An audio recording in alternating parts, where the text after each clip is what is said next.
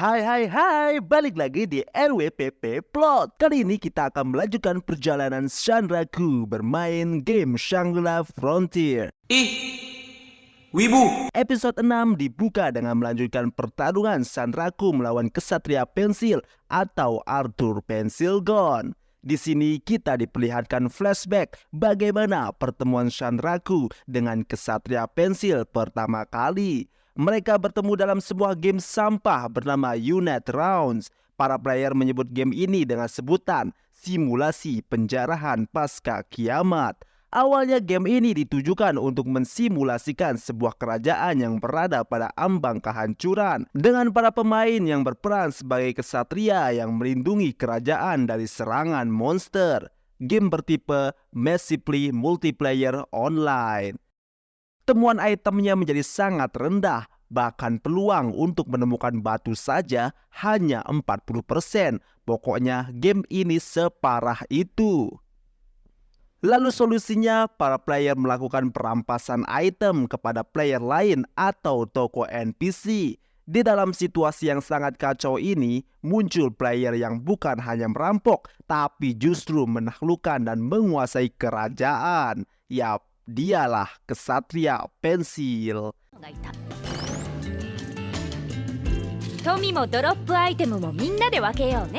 Suatu hari Sanraku dan Kazo datang ke kerajaan Pensil. Mereka berniat untuk mengalahkan Kesatria Pensil. Disitulah pertemuan Sanraku dan Kesatria Pensil untuk yang pertama kali, di mana pertarungan mereka dikatakan Sanraku berakhir imbang. Kembali ke masa sekarang, sekali lagi Sanraku akan melawan Kesatria Pensil yang telah berganti nama menjadi Arthur Pensilgon. Kita panggil saja dia Arthur agar lebih mudah. Tanpa aba-aba, Arthur menyerang Sanraku, tapi untungnya Sanraku bisa menghindar. Arthur mengatakan jika dia rela datang dari kota Fiftysia hanya untuk melawan Sanraku. Arthur lalu melompat ke belakang Sanraku dan dalam sekejap melemparkan pisau beracun ke arah Sanraku. Tapi lagi-lagi Sanraku masih bisa menghindar dan menangkis pisau tersebut. Di sini Animalia terkejut dan mengatakan jika Arthur merupakan pemimpin kedua dari klan pembunuh pemain Ashura Kai dengan julukan Giant Killer. Arthur mendapatkan julukan itu karena dia sering membunuh para player yang berlevel lebih tinggi dari dirinya. Di sisi lain terlihat Emul sudah mau berubah ke bentuk kelincinya, tapi sebisa mungkin Emul menahan walaupun telinga kelincinya sudah muncul. Pertarungan Sanraku dan Arthur pun berlanjut. Arthur mengatakan jika tujuan sebenarnya dia menemui Sanraku adalah untuk menyampaikan pesan dari pemimpin klan Ashura Kai. Isi pesannya, pilihlah mau menyerahkan info skenario unik atau diincar terus-terusan. Tapi bukan Sanraku namanya jika takut dengan ancaman seperti itu.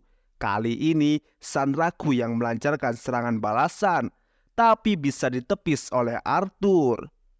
Sanraku sadar jika perbedaan perlengkapan dan level mereka terlalu tinggi. Sanraku juga sadar jika Arthur sengaja tidak membiarkan dirinya mendekati gerbang kota. Di sisi lain, Emul sudah mulai tak tahan. Perubahannya sedikit demi sedikit terjadi. Di sini, Animalia merasa tak tahu harus bagaimana karena jika dia mengganggu pertarungan, lawannya terlalu berat. Akhirnya dia memutuskan untuk bertanya kepada Emul, tapi saat hendak bertanya, tiba-tiba Emul berubah menjadi kelinci. Sanraku yang melihat itu menjadi panik. Sementara Animalia terlihat kegirangan. Melihat Sanraku lengah, Arthur mencoba menyerang, tapi Sanraku menggunakan skill repel counter dan bisa balik menyerang Arthur. Sanraku segera menyuruh Emul untuk merapat kepadanya, lalu Sanraku segera berlari menuju kota. Tapi Sanraku terlalu lambat. Dengan mudah Arthur mengejar dan hampir menyusul Sanraku. Tapi tiba-tiba ledakan terjadi. Ternyata Animalia mencoba menghalangi Arthur. Animalia bilang tidak peduli dengan Sanraku, tapi dia peduli dengan kelinci imut yang dibawa Sanraku. Saat Sanraku sedang berlari menuju kota, tiba-tiba 4 player klan Ashura Kai menghadang. Ternyata Arthur tidak datang sendirian. 4 pemain itu bernama Remy, Brands, Lars, dan Ketchum. Di sisi lain, Arthur harus bertarung melawan Animalia yang berasal dari klan yang disebut SF Zoo, yaitu klan yang hanya tertarik pada monster saja, tapi tidak pada player lain. Kembali ke situasi Sanraku, Brands melompat menyerang Sanraku, tapi Sanraku dengan cepat menghindari serangan itu.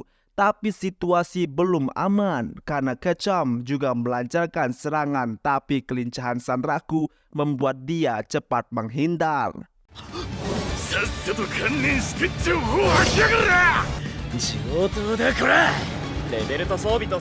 Tak lupa juga pertarungan Animalia melawan Arthur. Di sini Animalia melancarkan serangan sihir kepada Arthur. Arthur terkena serangan itu. Tapi bohong, karena semua serangan itu diserap oleh Arthur dan dikembalikan lagi ke Animalia.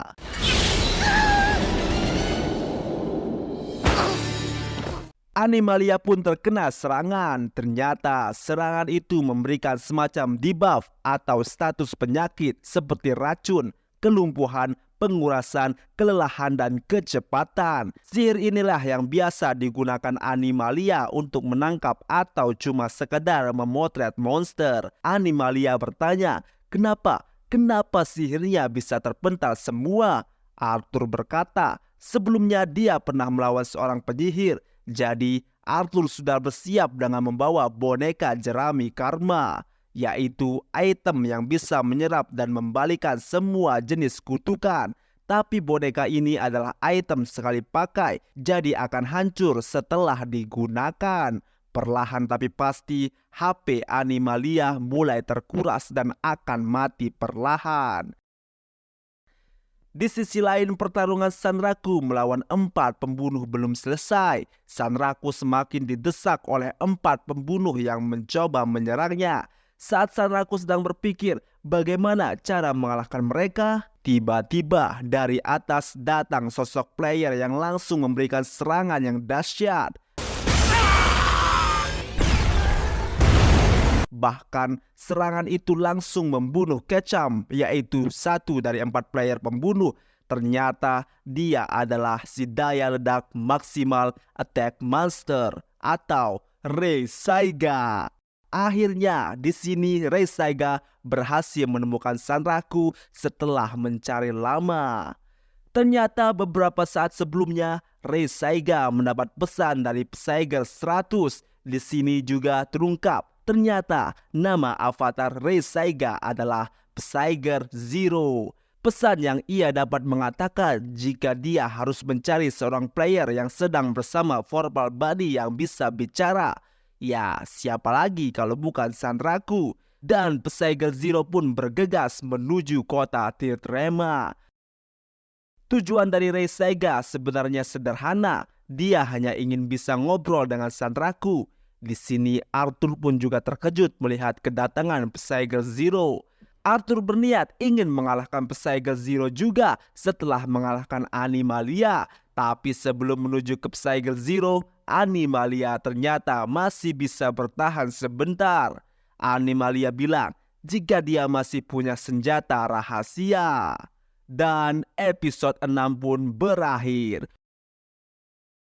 Episode 7 dibuka dengan menampilkan flashback Rei Saiga ketika pertama kali bertemu dengan Hizutome. Rei Saiga awalnya tidak mengenal Hizutome sama sekali. Dia sering melihat Hizutome sedang membicarakan game-game sampah yang dia mainkan. Apalagi Hizutome sangat sering tersenyum.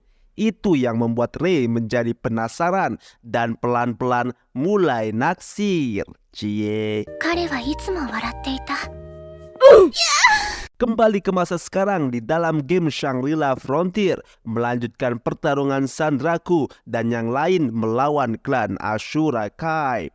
Termasuk kedatangan Psyger Zero yang membantu Sanraku ketika melawan 4 player Ashura Kai.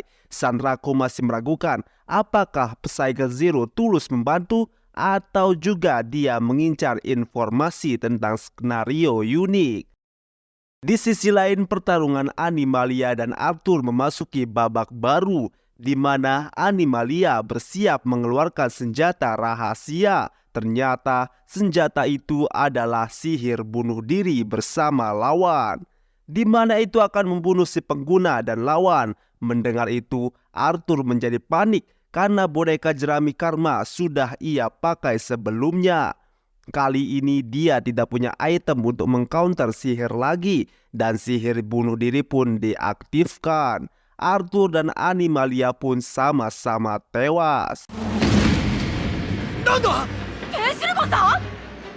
Semua player terkejut melihat itu. Sanraku lantas memanfaatkan kesempatan ini untuk kabur. Sanraku lantas memanjat tubuh Psycho Zero. Sanraku melompat. Sanraku langsung berlari ke kota Titrema.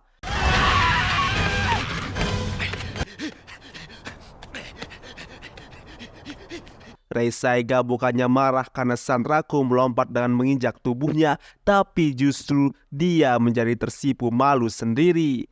Player Asura Kai mencoba menyerang Psycho Zero karena mereka pikir Psycho Zero sedang lengah, tapi tetap saja Psycho Zero bisa membasmi mereka dengan mudah.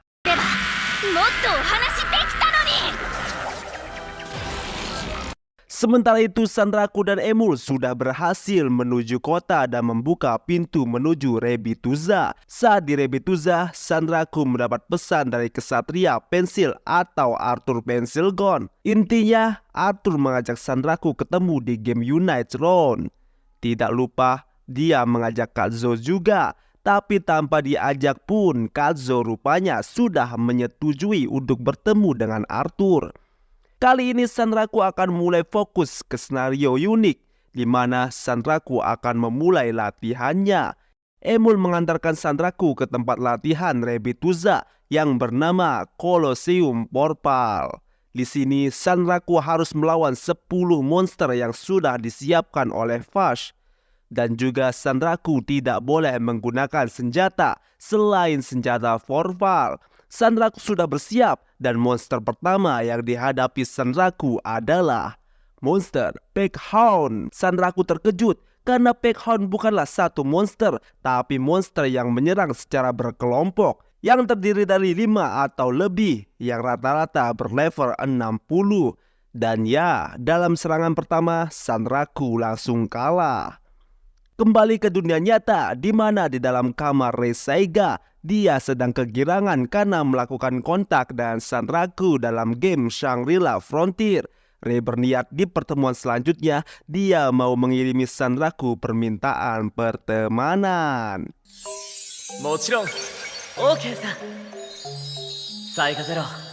Kembali ke latihan, Sanraku melawan sekelompok Peckhound, bahkan sudah mencapai percobaan ke-7. Kelompok Peckhound mulai menyerang. Sanraku kesulitan melawan Peckhound karena pergerakan mereka yang sangat terorganisir, seperti ada yang memandu mereka. Sembari menyerang dan menghindar, Sanraku mencari pemimpin dari Peckhound. Sanraku lalu menyadari selama pertarungannya hanya ada satu Peckhound yang berada di tempat aman dan tidak pernah menyerang dirinya. Sanraku yakin dia adalah pemimpinnya. Sanraku langsung menyerang dengan Spiral 8, dan seperti dugaan Sanraku, setelah Sanraku menyerang, pergerakan dari kelompok Peckhound menjadi kacau. Sanraku pun berhasil menang di percobaan ke-7. Monster kedua siap dihadapi Sanraku. Emul bilang kali ini adalah monster tunggal, bukan kelompok. Tapi setelah dilihat, monsternya memang satu, tapi berkepala banyak, yaitu seekor beruang yang mempunyai tentakel kepala ular yang bernama Parasit Tentacle. Dengan mudah Sanraku berhasil mengalahkan monster kedua dalam percobaan ke-4 karena terlalu mudah tertebak kelemahannya. Lalu berlanjut ke monster ketiga, yaitu Goblin Berserker. Bisa dikalahkan dalam percobaan kedua. Monster keempat, Dinobor, kalah dalam percobaan pertama. Monster kelima, Toxic Eagle, kalah dalam percobaan ke-112 kali. Yap, Sepertinya susah sekali untuk Sanraku mengalahkannya. Musuh ke-6 Armor Larva, musuh ke-7 Execute Panther, musuh ke-8 Twin Head Tiger, musuh ke-9 Beta Unit Golem S2. Semuanya dikalahkan oleh Sanraku. Tersisa monster terakhir atau monster ke-10. Level Sanraku naik menjadi 30, hanya naik 2 level dari sebelumnya. Ini karena kalung jiwa verbal yang dikenakan Sanraku. Tiba-tiba Fast datang membawa monster terakhir yang ditangkap sendiri oleh Fast. Monster itu pun dilempar ke dalam arena dan pengikatnya dilepaskan. Monster itu bernama Aberran Woodmage, yaitu penyihir manusia yang menyatu dengan pohon. Karena level Sanraku masih tidak memungkinkan untuk mengalahkannya, maka Fast membuat kemenangan istimewa, yaitu Sanraku bisa dinyatakan menang jika bisa bertahan hidup selama 5 menit saja. Sanraku merasa itu mudah sekali, tapi saat sedang berbangga diri, tiba-tiba sebuah serangan dari monster ke-10 hampir mengenai Sanraku. Serangan yang mirip akar pohon. Rupanya monster ke-10 tidak selemah itu. Bahkan bertahan 5 menit itu adalah sesuatu yang sulit.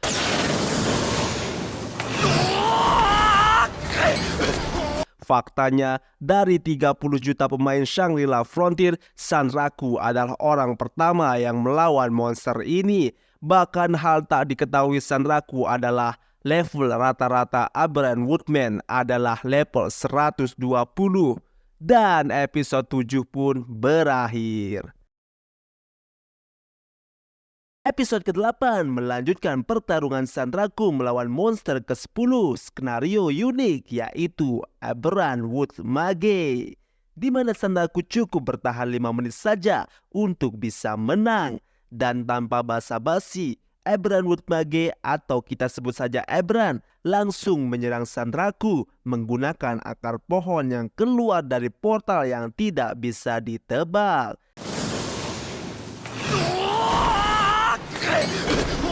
Sanraku mencoba menghindar sekuat tenaga. Sanraku melompat melewati akar-akar pohon yang terus bergerak mengincarnya. Tak menunggu lama, Sanraku langsung menyerang ke arah Aberran. Melewati akar-akar menjalar yang menerjangnya. Tapi ternyata senjata Sanraku tidak mempan menembus tubuh Aberran. Tubuhnya yang sangat keras, serangan fisik tidak mempan kepada Aberran. Aberran menyerang lagi, tapi kali ini menggunakan rantai. Jadi sudah dengan akar pohon, sekarang dengan rantai. Pertarungan Sanraku semakin menarik. Emul memberi tanda jika waktu Sanraku tersisa 4 menit. Sanraku mencoba menganalisa serangan dari Aberran yang susah tertebak. Belum lagi rantai yang Aberran gunakan jika terkena bisa memberikan debuff atau racun kepada Sanraku.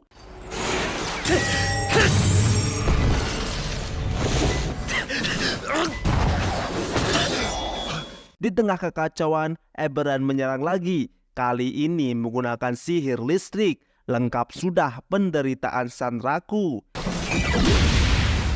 Tak hanya itu, api dan es juga Aberran keluarkan. Semakin banyak waktu terbuang, semakin banyak sihir dikeluarkan Aberran.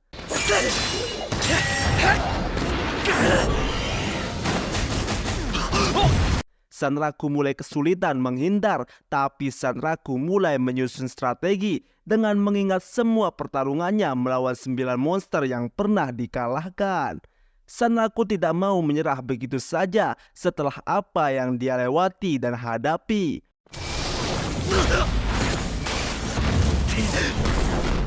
Bagaimana Sanraku berjuang melawan musuh demi musuh yang lemah sampai yang kuat. Bagaimana dia hampir mati saat melawan Mod Digger, tapi dia masih bisa selamat. Akhirnya, Sanraku menyadari jika dia harus serius. Cukup dengan game-game sampah. Kali ini dia harus membiasakan dengan permainan game dewa. Dan semangat Sanraku menjadi membara. Dia mulai menyerang Aberran. Sanraku mendekati Aberran. Awalnya Fast mengira itu sia-sia. Ternyata Sanraku tidak menargetkan tubuh Eberron, melainkan tongkatnya. Sanraku mencoba menjauhkan tongkat itu dari Eberron. Fast terkejut dengan strategi Sanraku, tapi waktu Sanraku masih 2 menit. Melihat tongkatnya diambil, Eberron mengamuk membabi buta, menyerang Sanraku dengan semakin barbar.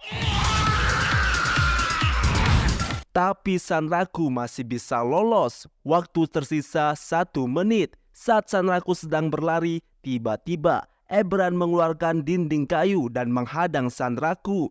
Rantai Eberron mengikat kaki Sanraku dan memberikan debuff terkuras, kelelahan dan penurunan kecepatan.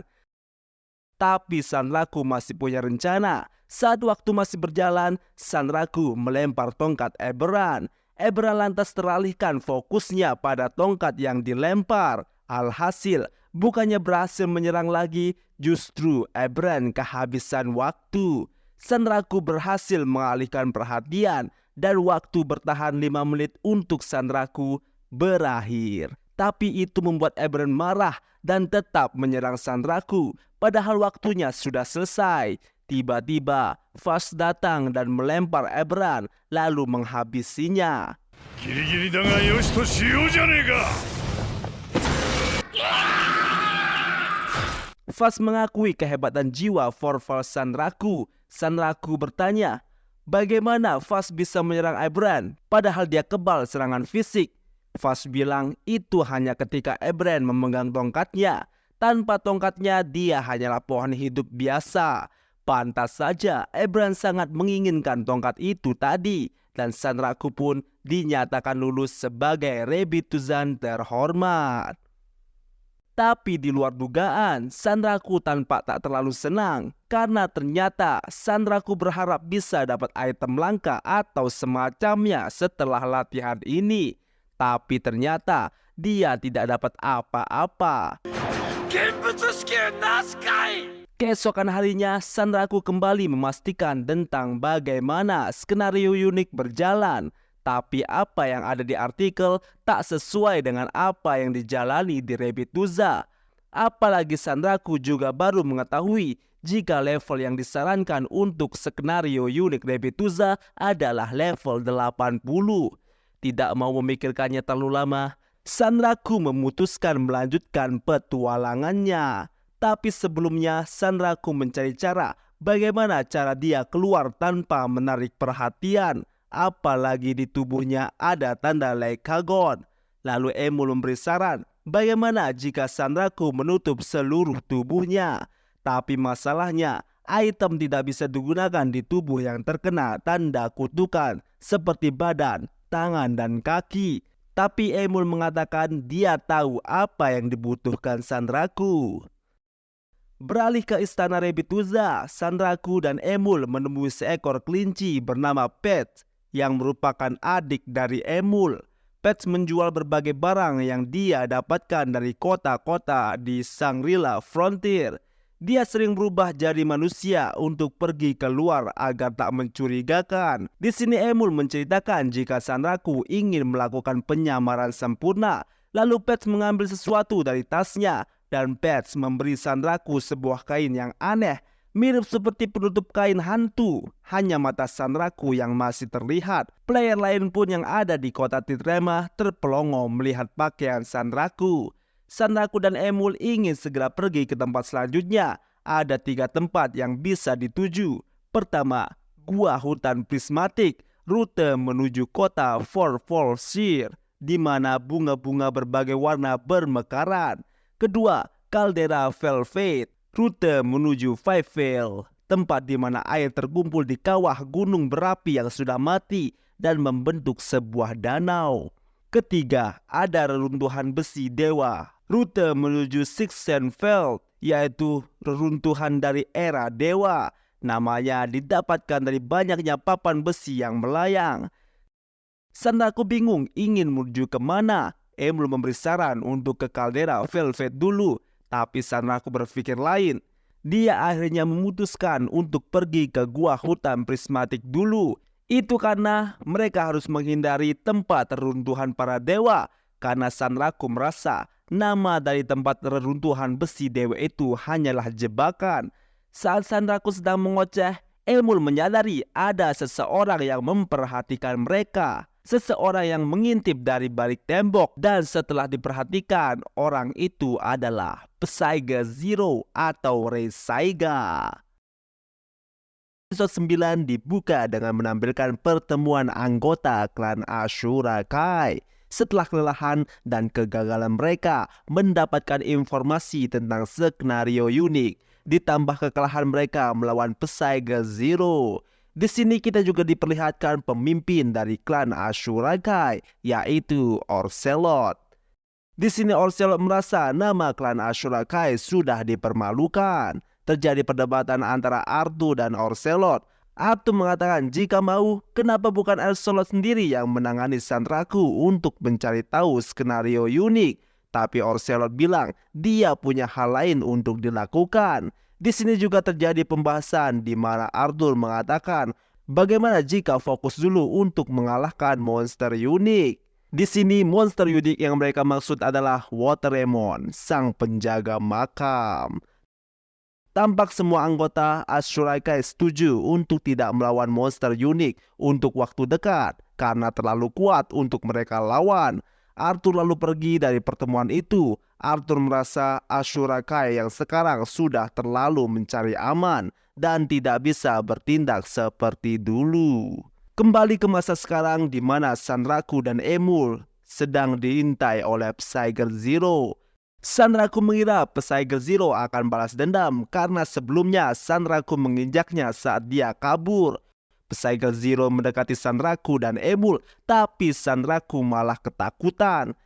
Di sisi lain, anggota dari klan Ashura Kai sedang mencari keberadaan Sanraku di dalam kota. Tak disangka, Sanraku malah lewat di depan mereka. Walaupun tubuh Sanraku sudah tertutup, tapi title namanya masih terlihat. Player Ashura Kai langsung mengenalinya. Sanraku berlari di atas atap. Di sini, Sanraku mengarah ke reruntuhan besi dewa. Player Ashura Kai langsung menyadari itu dan berniat menyergap Sanraku di jalan keluar. Emul bertanya, bukankah tujuan mereka adalah kebun bunga prismatik? Lalu kenapa mengarah ke reruntuhan besi dewa? Ternyata Sanraku ingin menipu player yang mengejarnya, karena jika Sanraku langsung pergi ke tujuan sebenarnya, mereka akan bisa menyadarinya. Sanraku berniat membuat mereka mengira Sanraku akan pergi ke reruntuhan besi, tapi Sanraku akan merubah arah dan langsung menuju hutan prismatik. Dan ya, rencana Sanraku berhasil mengecoh klan Ashura Kai.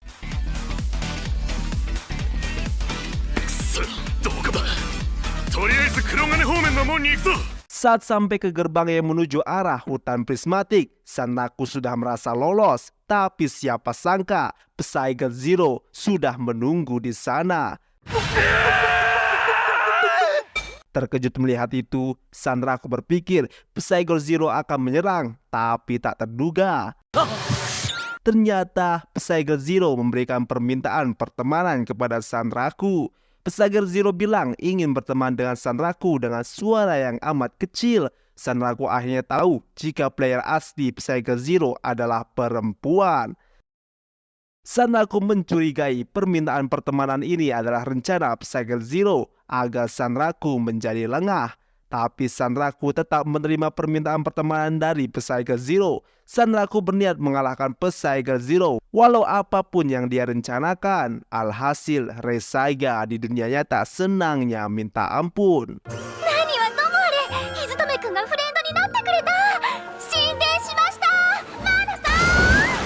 Psyger Zero menawarkan bantuan kepada Sanraku untuk membantunya bermain game Shangri-La Frontier. Tapi Sanraku menolak dengan alasan dia ingin berkembang sendiri tanpa bantuan. Sanraku akhirnya pamit menuju gua hutan prismatik. Di sisi lain, para player klan Ashura Kai menyadari jika Sanraku telah menipu mereka. Saat mereka hendak ke gua prismatik, mereka terkejut. Di jalan keluar ada Psyger Zero di sana. Mereka akhirnya memilih untuk mundur. Wibu, lari ada wibu. Kita kembali kepada Sanraku dan Emul. Mereka sudah sampai ke hutan prismatik. Sanraku sudah melepas baju hantunya dan memakai topengnya lagi. Hutan ini dipenuhi bunga dan serangga unik. Di antaranya ada kupu-kupu penyimpanan yang mempunyai tempat penyimpanan untuk nektar yang mereka hisap, lebah pekerja kerajaan, belalang sembah peniru, dan kumbang tanduk 4. Sanraku ingin mencoba mengumpulkan item untuk dijadikan uang. Pertama, dia mencoba menyerang kupu-kupu penyimpanan.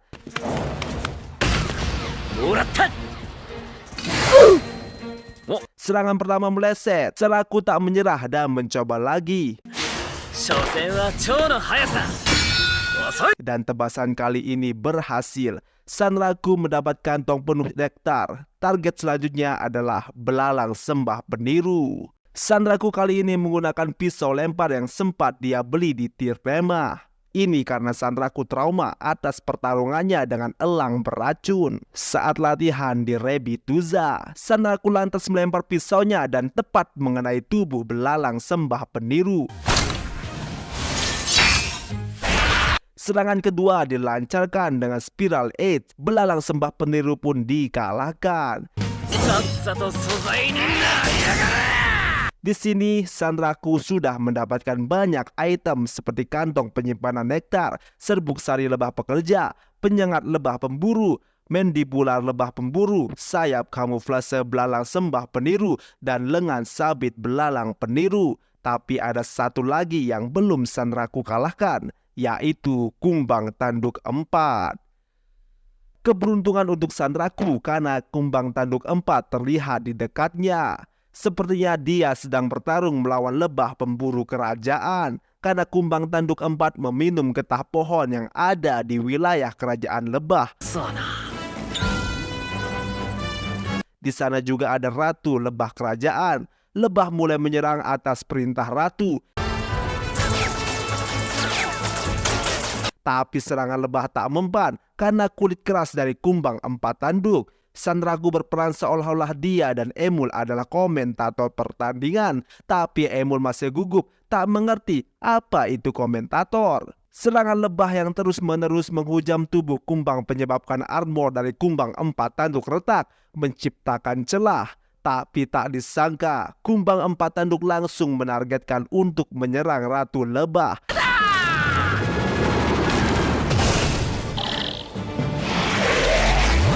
Dan tentu ini mengakhiri semuanya. Lebah pun kabur karena ratu mereka telah dikalahkan. Saat sedang mengomentari hasil pertarungan, kumbang 4 tanduk menyadari keberadaan Sanraku dan Emul, lantas mengejar mereka. Tak mau dikejar terus-menerus, Sanraku memiliki ide dengan menggunakan nektar kupu-kupu yang dia dapat. Sanraku melempar nektar itu ke arah belalang sembah peniru dan mengalihkan perhatian dari kumbang 4 tanduk. Sanraku mengambil kesempatan itu untuk menyerang balik dengan memanfaatkan titik armor yang telah hancur karena pertarungan melawan lebah. Sanraku terus menyerang di titik yang sama.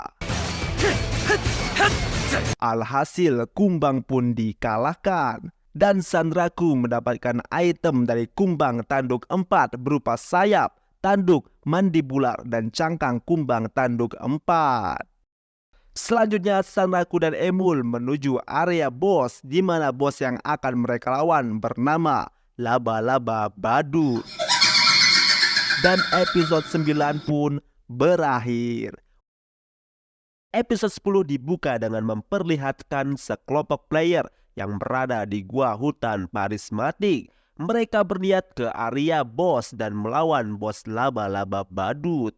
Saat mereka masuk ke dalam gua tempat Laba-Laba Badut berada, di sana terlihat banyak jaring laba-laba yang lengket. Salah satu player bernama Soma tersangkut jaring laba-laba. Saat sedang berusaha menyingkirkan jaring laba-laba, salah satu temannya melihat kehadiran Laba-Laba Badut.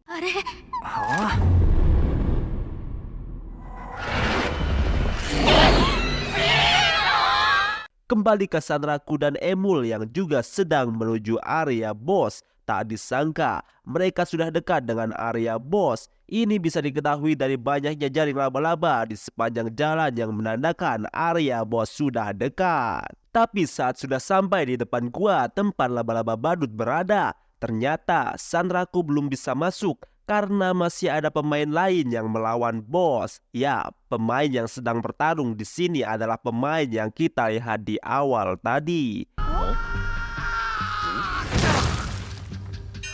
Sanraku pun melihat player yang sedang bertarung dengan bos. Dia terjatuh dari atas, selanjutnya mati dilempar batu dari atas. Mengenaskan sekali. Saat player yang ada di dalam kalah, maka pintu gua terbuka sekarang. Sanraku dan Emul pun masuk untuk menghadapi bos laba-laba badut. Saat memasuki gua, Sanraku melihat dua wanita yang kita lihat di awal tadi tergantung tak sadarkan diri di atas gua. Pasti ini ulah Spider Clown. Kali ini Sanraku menyuruh Emul diam saja, tak usah membantunya. Karena Sanraku ingin mengalahkan Spider Clown sendirian tanpa mati atau menerima damage. Tak pikir panjang, Sanraku membulatkan tekadnya dan melompat menuju atas tempat Spider Clown berada. Jaring laba-laba ada di mana-mana. Semakin tinggi, semakin rapat jaringnya.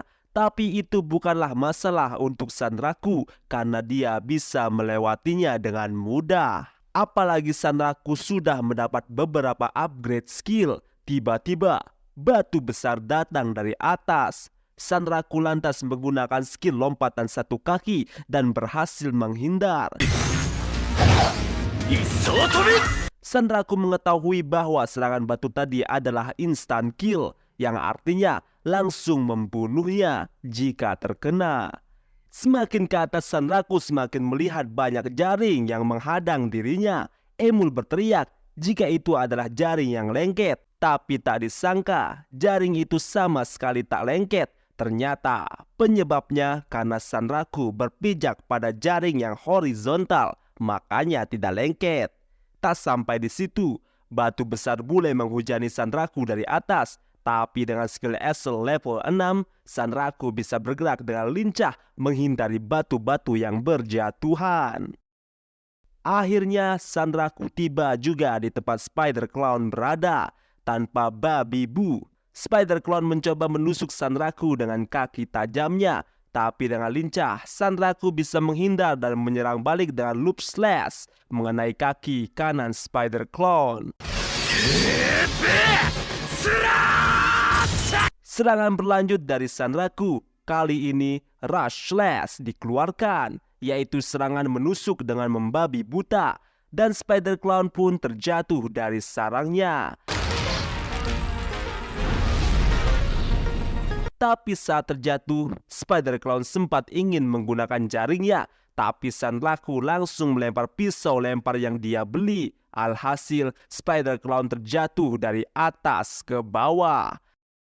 Tak hanya sampai di situ, Sanraku juga memanfaatkan batu-batu yang digantung Spider Clown di sarangnya untuk dijatuhkan agar menimpa Spider Clown.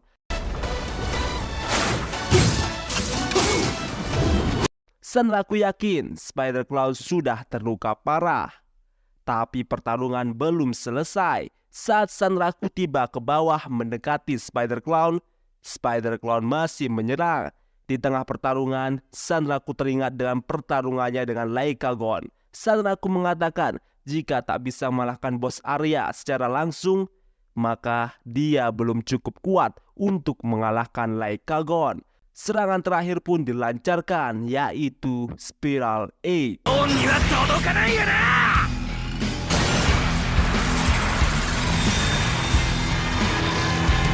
Langsung menusuk Spider Clown, memberikan banyak critical damage, dan Spider Clown pun bisa dikalahkan.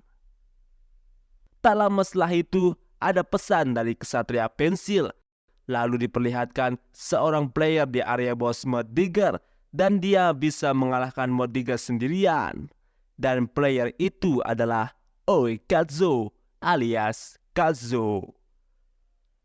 Lalu di dunia nyata, tepatnya di toko game Rockroll, terlihat Rei Saiga sedang bercerita kepada Mana bahwa dirinya dan Sanraku sudah menjadi teman di Shangri-La Frontier.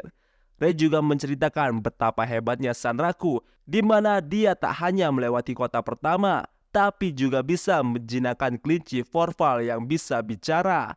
Tujuan Rei datang ke toko game Rockroll masih sama, yaitu ingin berjumpa dengan Sanraku. Tapi hari ini Sanraku tidak datang ke toko game. Rei pun pulang dengan perasaan galau karena tak bertemu Sanraku. Tapi jodoh emang gak kemana. Siapa sangka Rei justru bertemu dengan Sanraku secara tak terduga. Sanraku terlihat sedang membaca majalah, yaitu berita tentang Kazuo. Di sini juga diketahui bahwa Kazuo adalah seorang pro gamer, di mana kita mengetahui nama asli Kazuo adalah Kei Uomi. Meskipun wajahnya masih belum diperlihatkan, Sanraku juga membaca tentang update yang akan segera dilakukan Shangri-La Frontier, yang nantinya dunianya akan semakin luas dan seru.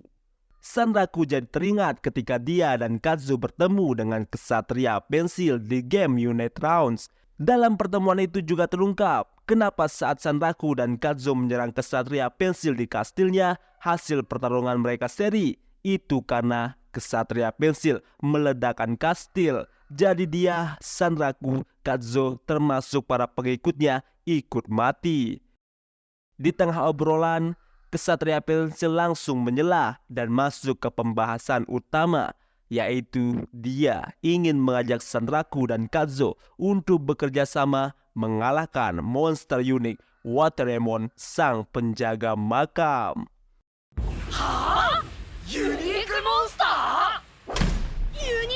Kazuo senang dan tertarik mendengar hal itu, tapi tidak dengan Sanraku. Sanraku menanyakan apakah mereka punya peluang menang, karena Sanraku tidak tahu apa-apa tentang Wateremon. Ksatria Pensil bercerita jika dia pernah menyerang Wateremon dengan 15 pemain terbaik Ashura Kai, dan hasilnya mereka kalah telak. Artinya jumlah bukanlah jaminan untuk menang. Ksatria Pensil mengatakan serangan ini akan dilakukan 2 minggu lagi di malam bulan baru, tepat setelah update besar musim panas. Di sini Sanraku masih bimbang karena kenapa memilih mereka yang hanya seorang pemain pemula. Ksatria Pensil lantas berseru karena tak perlu mengkhawatirkan level, karena yang dicari Ksatria Pensil adalah skill murni seorang pemain. Sanraku sempat menolak tawaran Ksatria Pensil karena Sanraku masih meragukan ada hal lain yang disembunyikan Ksatria Pensil. Jika ingin memintanya bergabung, sebaiknya Ksatria Pensil menceritakan semuanya, begitu kata Sanraku. Dan Ksatria Pensil pun setuju untuk menceritakan semuanya secara detail. Kembali ke masa sekarang di dunia nyata, saat Sanraku sudah selesai membaca majalah dan berbelanja, saat keluar toko, Rei Saiga memberanikan diri untuk menyapa Hizutome. Tapi Hizutome menjadi panik karena rupanya dia lupa nama Rei Saiga. Hizutome terus berpikir keras untuk mengingat nama Rei, dan setelah susah payah, Hizutome akhirnya mengingatnya. Rei bertanya tentang belanjaan Hizutome, meski itu hanya basa-basi saja. Hizutome juga bertanya, Rei mau kemana? Rei menjawab dia ingin pergi latihan judo. Rei juga mengatakan jika dia tahu Hizutome bermain Shangri-La Frontier dari mana, pemilik toko game Rockroll. Rei juga memberitahu jika dia bermain Shangri-La Frontier juga.